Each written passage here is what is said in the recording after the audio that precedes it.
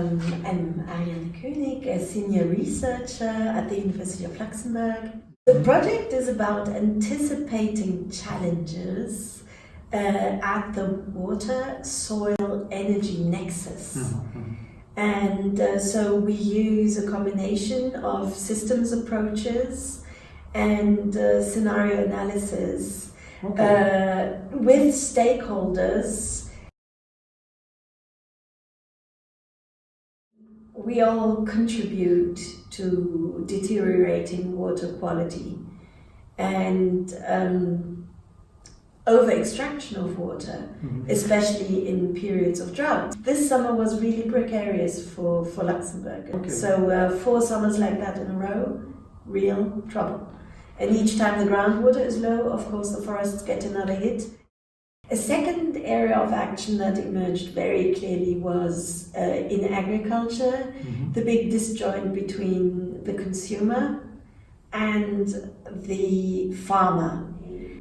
The farmers are in an extremely unfortunate role that everybody puts them as scapegoat. Okay. They over-fertilize the fields and they are like a marionette. They have 0 degrees of freedom. No one really thinks about what it would take for all of us to help them to assume responsibility and to help them to adopt a role of stewards of nature's based systems.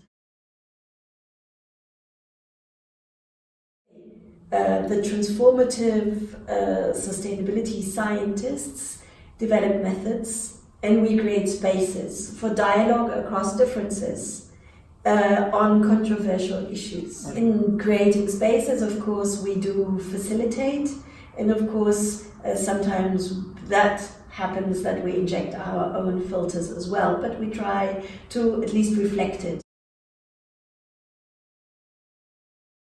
I can give in 2 minutes a case study on that's very concrete on project objectives and how they were narrowed down. We conducted 2 workshops at which we used the tool of collaborative conceptual systems mapping.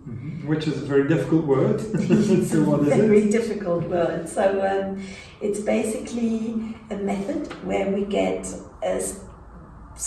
we divide up 30 participants in a workshop from all walks of life, hopefully around different tables in groups of 4, and they develop a map of what is their major issue they agree on how we engage with water today, with 4 people at each table.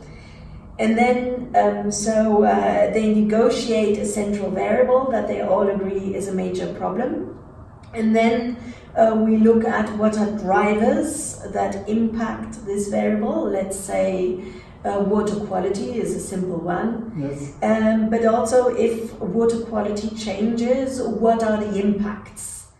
And actually water quality might affect health. We might get scared about pesticides and cancer. Absolutely. So, and we were interested, for instance, what impact does that have on social organization or legislation or social innovations? We have used collaborative conceptual systems mapping, first in a problem-focused manner. What are the major challenges that you can agree on? Yes. But then automatically, by drawing systems map, by looking at relations, what are vicious cycles that impede change in this area, you do actually start to map out fields of action fields. Yes.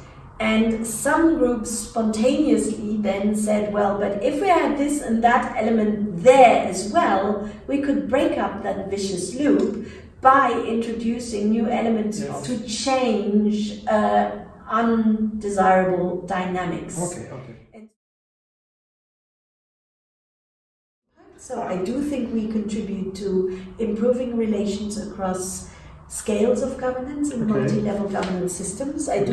We see even in the reference group meetings that people are really eager to listen to each other, whether they be in the river partnerships or active at the national level in the ministries. I feel more comfortable with the methods now. It's really interesting. I get more aha moments